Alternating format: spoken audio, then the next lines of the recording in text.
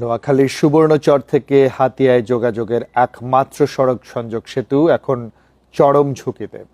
ভারী যানবাহনের চাপে দেখা দিয়েছে ফাটল। ধারণ ক্ষমতার চেয়ে কয়েকগুণ ভারী যানবাহন চলায় যে কোনো সময় ধসে পড়তে পারে এটি। এতে জেলা সদরের সাথে দ্বীপবাসী সড়ক যোগাযোগ পুরো বিচ্ছিন্ন হওয়ার শঙ্কা স্থানীয়দের।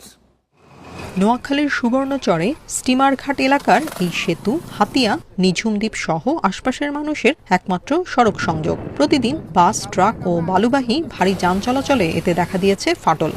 একসময় ট্রলার ও স্টিমারে মেঘনা পারাপার হলেও চর জেগে ওঠায় সড়ক পথই এখন হাতিয়াবাসীর একমাত্র ভরসা।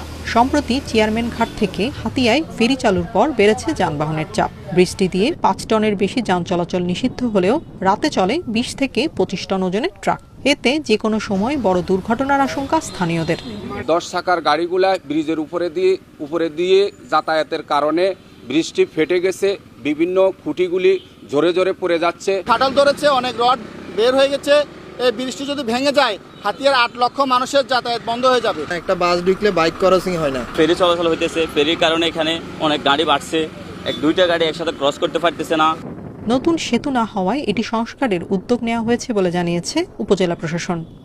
ব্রিজটি সংস্কারের উদ্যোগ নেওয়া হয়েছে।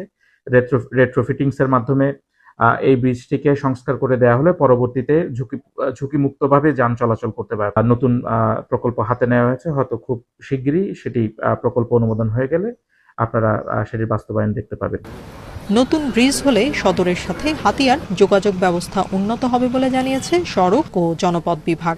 হাতিয়াতে যাওয়ার জন্য যে ফেরিঘাট চালু হয়েছে, ফেরিঘাট চালু হওয়ার কারণে ভারী যানবাহনের সংখ্যা মাত্রাতিরিক্ত ভাবে বেড়ে গিয়েছে, যেটাও মানে এই পুরাতন ব্রিজটা ডেটেরিয়েট করার একটা কারণ আর কি। 2003 সালে নির্মাণের পর সড়ক প্রশস্ত করা হলেও ব্রিজটি সংস্কার করা হয়নি। Independent news.